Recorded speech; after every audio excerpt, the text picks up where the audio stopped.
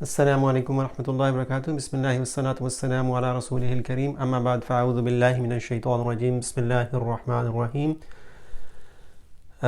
الف لام میم، ذالک الکتاب لا ریب فیہ ھدی للمتقین الذین یؤمنون بالغیب ویقیمون الصلاۃ ومما رزقناہم ینفقون والذین یؤمنون بما انزل الیک وما انزل من قبلک وبالآخرۃ ہم یوقنون۔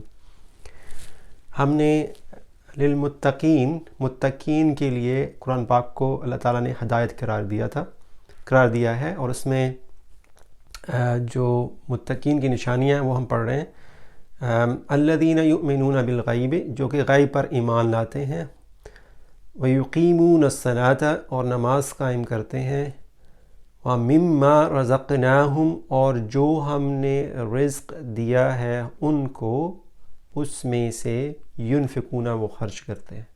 یہ تین نشانیاں ہوگی۔ چوتھی نشانی کیا ہے؟ والذین یؤمنون بما انزل الیک، تو اس میں یہ ہماری اگلی آیت ہے، اس کے اندر ہم الذی جو ہے ہم اس کو پہلے پڑھ چکے ہیں۔ الذین یہ کیا ہے؟ اسم موصولہ ہے، آپ نے پڑھ لیا، یہ اسم موصولہ ہے۔ الذی کی جمع، الذی، اللذانی، الذین، تو الذین اسم موصولہ جس کا مطلب ہم کریں گے جو، وہ لوگ جو۔ یؤمنون، یہ ہم کیسے ہم نے بنایا تھا اس لفظ کو؟ ہم نے بتایا تھا کہ آمینہ ایک لفظ ہے جس کا مطلب ہوتا ہے کسی کو پناہ میں دینا۔ آمینہ کا مطلب ہے پناہ میں ہونا، تو آمینہ سے ہم نے آمنہ بنایا تھا ایک لفظ، آمنہ۔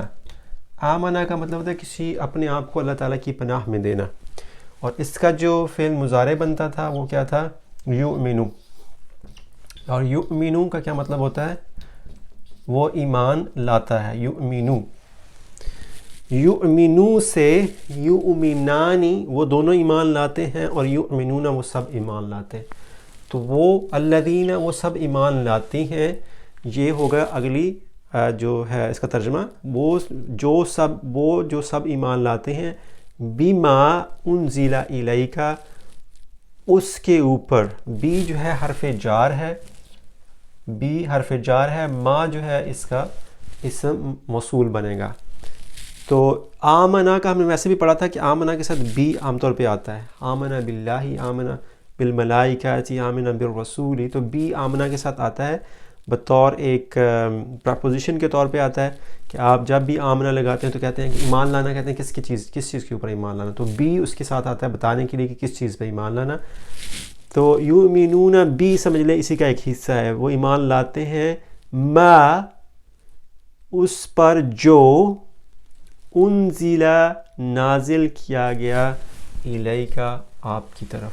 تو اگلے جو ہمارے لفظ ہیں وہ ہم نے دیکھنا ہے، انزل ہم نے دیکھنا ہے، الیک آپ نے پہلے پڑھا ہوا لفظ۔ آپ کو پتہ ہے کہ جب الہ جو ہے، الہ کے مطلب ہوتا ہے طرف، اس کا مطلب ہوتا ہے طرف، اور یہ حرف جار ہے۔ الہ یہ بیسیکلی کیا تھا؟ الہ انت، الہ انت، تمہاری طرف۔ اب الہ کیا چاہتا ہے؟ الہ یہ چاہتا ہے کہ انت رفع کی حالت میں ہے، تو انت کی جگہ پہ اس کی کون سی حالت آنی چاہیے؟ جو نصب اور جر ہو۔ تو جر کی حالت کیا ہوتی ہے؟ آپ نے پڑھا اس کی، جر کی حالت ہوتی ہے کا، تو انت ہٹ جائے گا یہاں سے، تو الہ کا، اور جب الہ کا ملاتے ہیں آپس میں تو یہ بنتا ہے الیک، آپ کی طرف۔ یہ ہم نے پورا ایک لیکچر کیا ہوا ہے اس کے اوپر۔ تو آپ نے یہ بھی پڑھا ہوا ہے، بی حرف جار ہے، ما اسم موصول ہے، اس کا ترجمہ کریں گے جو، بی کا مطلب ہے ساتھ یا پر، اس پر جو انزلہ نازل کیا گیا الیک، آپ کی طرف۔ اس میں صرف ایک لفظ ہمارا رہ گیا انزلہ، تو انشاءاللہ تعالیٰ اس کو ہم اگلی ویڈیو کے اندر دیکھیں گے کہ نازلہ سے انزلہ، بلکہ یہ لفظ ہم نے کیا ہوا ہے لیکن میں آپ کو تھوڑا سمجھاؤں گا کہ اس میں مجہول کی حالت میں ہے تو اس کا کیا مطلب ہے۔ جزاکم اللہ خیر، السلام علیکم ورحمۃ اللہ وبرکاتہ۔